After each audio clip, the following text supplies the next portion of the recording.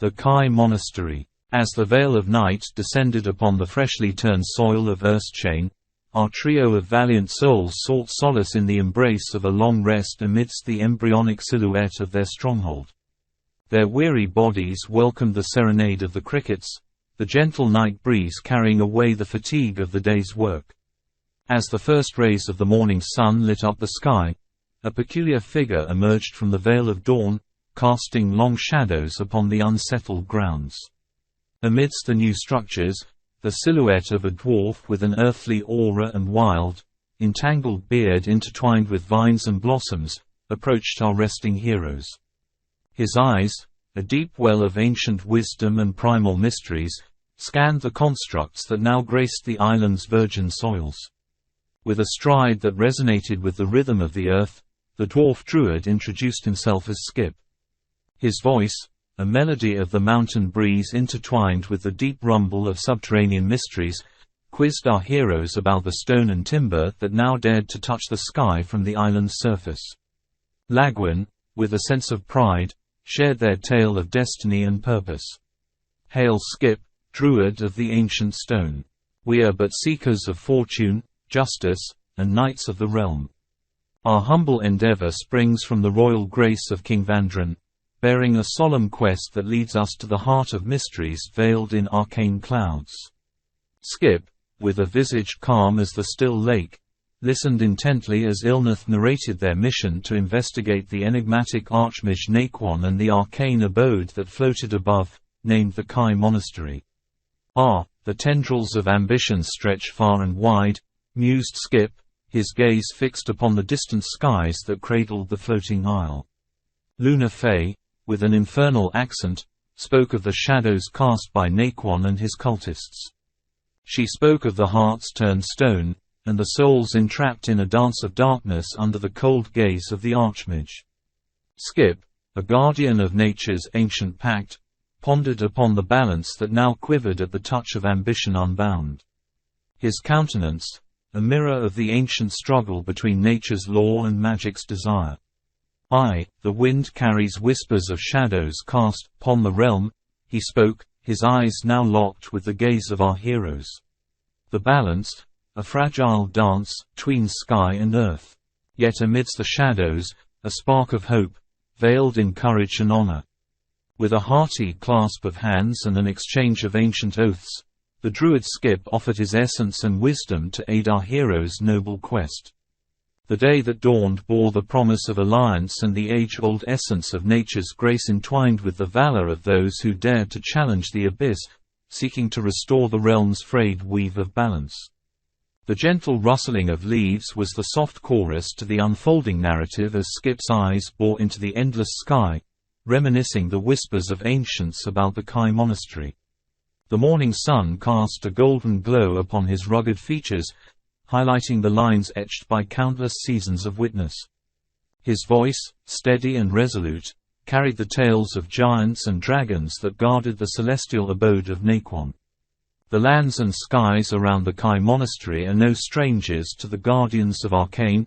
Skip's voice carried the echo of distant thunder as he spoke of giants who soared the skies upon mighty rocks, their wings casting shadows that veiled the sun. And of dragons, whose silver scales shimmer in the daylight as they command the winds, their talons are bane to the realm's silver veins. At the unraveling of this tale, a solemn figure stepped forth from the entourage, his noble attire bearing the royal emblem that shimmered in the morning light. Baron Cornelos, the royal emissary, with eyes like the calm sea, addressed the trio of heroes with a gravity that matched the soaring mountains. The coffers of the realm bleed under the claws of these draconic marauders, their greed casting a shadow upon the king's treasury. The silver, destined for the realm's prosperity, now lies hoarded in the dark halls of Naquon's floating fortress. Baron Cornella's voice carried the weight of the crown's hope and the whispers of a promise. His gaze swept over the horizon towards the distant floating isle, a silent sentinel against the morning sky. "Should you brave souls succeed in staunching this bleeding wound, know that King Vandran's gratitude is as boundless as the realm's skies. Gold and title, a token of a kingdom's hope, await the hands that restore the realm's vein of silver." The words hung in the morning air, a solemn vow entwined with a royal promise, as our heroes now bore not just the burden of their quest, but the hopes of a kingdom veiled in shadows yet alight with the golden promise of valor rewarded.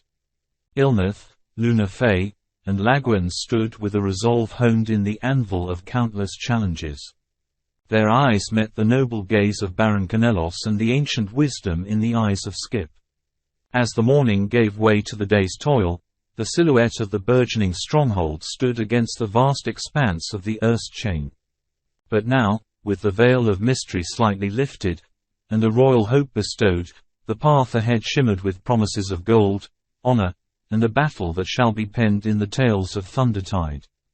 As the echoes of Baron Canelo's promise lingered in the cool morning air, the Fellowship of Heroes now bore the shared hope of a kingdom on their steadfast shoulders.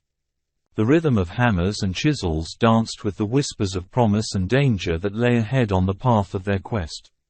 Amidst the emerging structures of stone and timber, Skip, the dwarf druid, approached our trio with a serene yet earnest countenance. The ancient druid's eyes held a glimmer of celestial secrets as he spoke. "The path that awaits thee is not trodden by mortal feet, and the skies hold secrets that the roots of ancient trees whisper through the earth. Yet, fear not the heights that keep the evil at bay, for nature too bears wings that soar through skies untamed." With a solemn gesture, Skip unveiled a mystical summoning circle etched upon a secluded clearing near their encampment. The runes upon the ground shimmered with an earthly aura as he chanted druidic hymns that echoed through the heart of the island and reached for the heavens. The sky above responded with a gentle whirl of clouds that gradually unveiled the divine silhouette of a winged horse, a pegasus, descending from the celestial realms.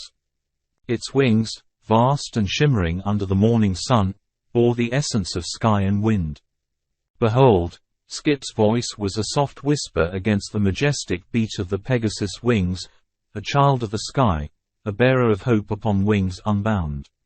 Let the breath of the wild skies carry thee to the heart of the unknown, where darkness veiled awaits the light of courage." Our heroes, now knights of a celestial steed, stood in awe of the divine creature that now stood before them, its mane a cascade of silver clouds and eyes a deep well of sky-bound mysteries. Luna Fey, with a heart attuned to the whispers of divine, stepped forth, her touch a warm embrace upon the celestial mane. Ilnath and Naquon followed, their bond with the nature-forged steed a promise of skies conquered and shadows dispelled. As the construction of their stronghold carried forth under the watchful eyes of Baron Canelos, our heroes prepared for the sky-bound journey that awaited.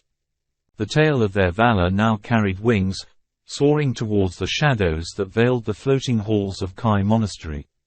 With every beat of celestial wings, the realm's hope soared through the veil of clouds, bound for a fate entwined with dragons' roars and giants' calls. The eyes of Thundertide watched with bated breath as the silhouettes of heroes ascended towards destiny, amidst a symphony of hope and steel-hearted resolve. And as the day's sun cast long shadows on the island, the echo of giants' roars and dragons' cries resonated in the hearts of our valiant trio as they flew toward the floating citadel, fueling the fire that would light the way through the looming quest that beckoned them.